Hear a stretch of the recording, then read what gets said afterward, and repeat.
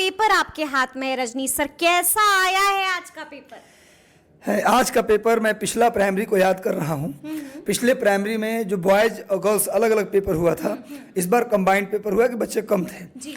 तो पिछली बार जो बॉयज का सेक्शन था, हवा नहीं लग रहा था लोगों को, इतनी टफ पेपर आ गया था। अच्छा। गर्ल्स के सेक्शन में भी टफ क्वेश्चन था, ठीक है। लेकिन बॉयज का बहुत ज्यादा क्वेश्चन टफ था पिछले प्राइमरी वाले में।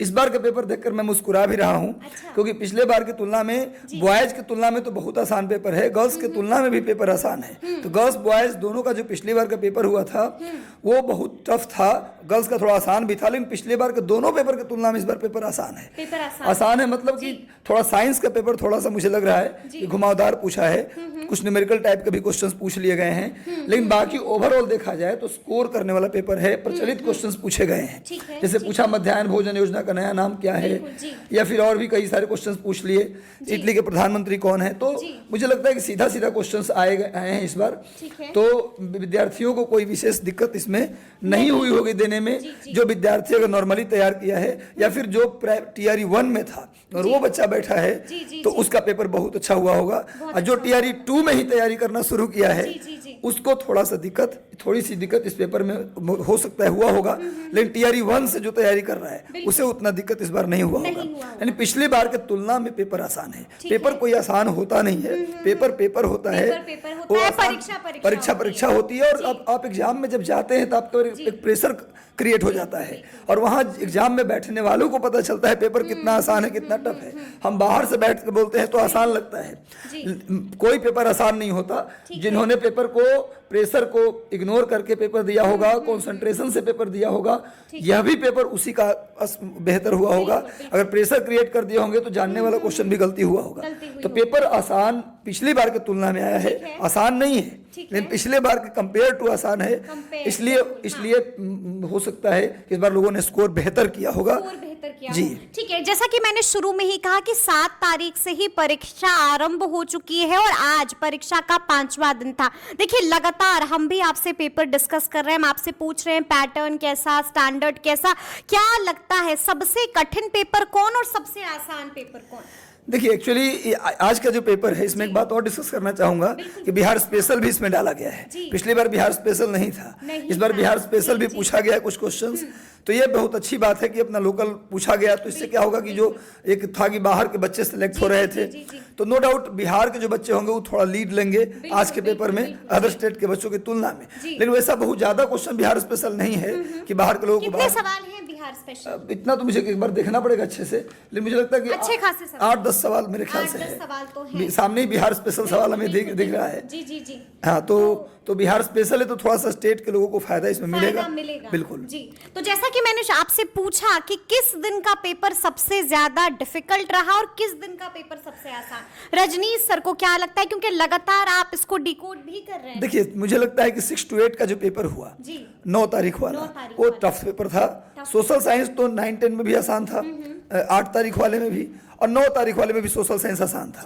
लेकिन अगर 8 तारीख की तुलना करें तो सोशल साइंस भी 6 to 8 में टफ था, और मैथ साइंस तो टफ था ही। तो 9 तारीख का पेपर रियल में चैलेंजिंग और बेहतर पेपर था। वहां पर अगर लोग एवरेज स्कोर भी करेंगे तो सिलेक्शन होने की संभावना है। लेकिन सोशल साइंस 9-10 6 to 8 दोनों में लगभग बराबर स्टैंडर्ड का था, केवल ज्योग्राफी टफ आया था। तो मतलब ये तो आपने बता दिया कि किस दिन का पेपर सबसे कठिन, लेकिन किस दिन का पेपर सबसे आसान रजनीश सर? 8 तारीख वाला पेपर सबसे आसान था, लेकिन साइंस मैथ वहां भी था। हिस्ट्री का हिस्ट्री जिनका विषय था उनका पेपर बहुत इजी था, क्योंकि मैं जो जीएस का सेशन ले रहा था हिस्ट्री में वहां से डायरेक्ट क्वेश्चंस आए थे। तो थोड़ा इजी पेपर था 8 तारीख वाला सोशल साइंस। और आज का पेपर भी आप बता रहे हैं कि काफी आसान तो नहीं कर सकते, 8 तारीख से तो आसान नहीं कर सकते। अच्छा, 8 से टफ ही है। 8 से टफ। 8 तारीख का जो पेपर हुआ था विषय मैंने सब्जेक्ट कॉम्बिनेशन वाला, उससे तो टफ ही है।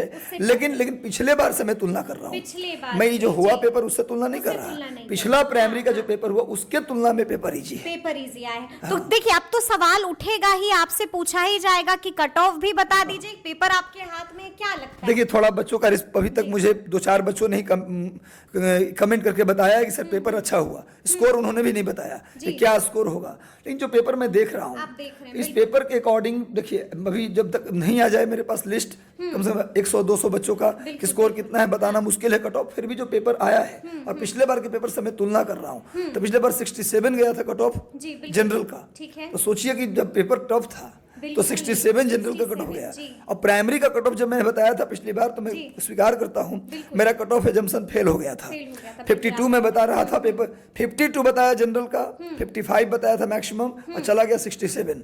मुझे लगता है जो पेपर पिछले बार आया था उसके तुलना करें तो पेपर थोड़ा पिछली बार से आसान है, तो कट ऑफ मुझे नहीं लगता कि 7 सीट कम है, इस बार सीट कम है और सीट जो भी है जनरल में ही सीट और 1,07,000 और जो भी सीट है जनरल में ही सीट है। जी बिल्कुल तो 1,07,000 लोग फॉर्म भरे, अप्लीकेंट तो पिछले बार की तुलना में कम है, पिछले बार सीट ज्यादा था तो अप्लीकेंट ही थे 8 लाख। प्राइमरी में पिछली बार अप्लीकेंट थे 8 लाख बीएड को मिलाकर, अब बीएड को हटाकर भी 3.5 लाख थे, जी तो सीट ज्यादा तो 3 फॉर्म भी था, तो मुझे लगता है कि 75 जो पेपर आया है इजी है, फिर भी ऐसा भी नहीं है कि इस पेपर को एकदम धुआं कर दिया जाए। मुझे लगता है कि इसके अनुसार 70 जो पिछले बार का कट ऑफ गया उसके अकॉर्डिंग बता, अभी आएगा लोगों का रिस्पांस तो मैं अलग बताऊंगा, उसके अकॉर्डिंग जो 67 गया आज के पेपर में 75 से कम नहीं जाना चाहिए, 75 से कम कट ऑफ नहीं जाना चाहिए जनरल का, और उसी के अकॉर्डिंग 2-4 नंबर नीचे आ जाइए तो 4 नंबर नीचे आएगी तो जनरल गर्ल्स का कट ऑफ हो जाएगा, अगर वही 4 नंबर नीचे आइएगा तो ईडब्ल्यूएस और ओबीसी का कट ऑफ हो जाएगा बॉयज में, और 70 नंबर अगर मानते हैं जनरल गर्ल्स का तो ये मानिए कि ईडब्ल्यूएस गर्ल्स, ओबीसी गर्ल्स इनका कट ऑफ 65 के आसपास रहेगा, अगर BC1 बॉयज की बात करेंगे तो उनका कट ऑफ आप मान के चलिए 65 के आसपास रहेगा, और ईबीसी गर्ल्स की बात करेंगे तो 60-62 के आसपास कट ऑफ रहेगा, एससी का कट ऑफ की बात करेंगे तो 55 के आसपास रह सकता है, बॉयज का 60 के आसपास और गर्ल्स एससी का रहेगा 55 के आसपास, एसटी का कट ऑफ ईडब्ल्यूएस और ओबीसी के बराबर ही होता है तो 70 के आसपास। तो ये कट ऑफ मेरा पिछले बार के जो कट ऑफ था और पेपर था,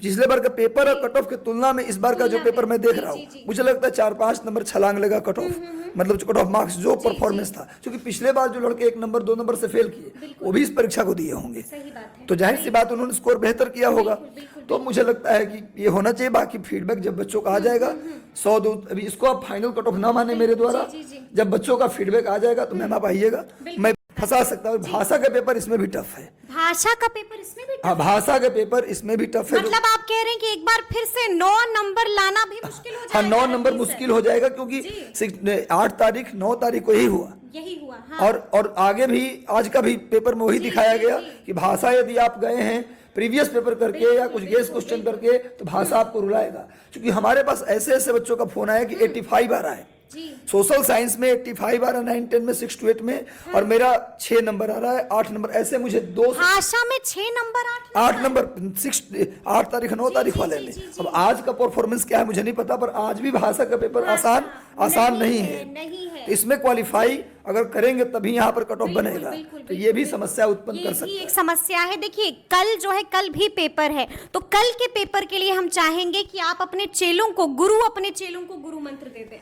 कल का पेपर कल नहीं है, आज 14 हो गया ना, 15 को पेपर है। कल के लिए गुरु मंत्र यही है कि कल का फाइट बहुत कम है, 1 पर 2 है।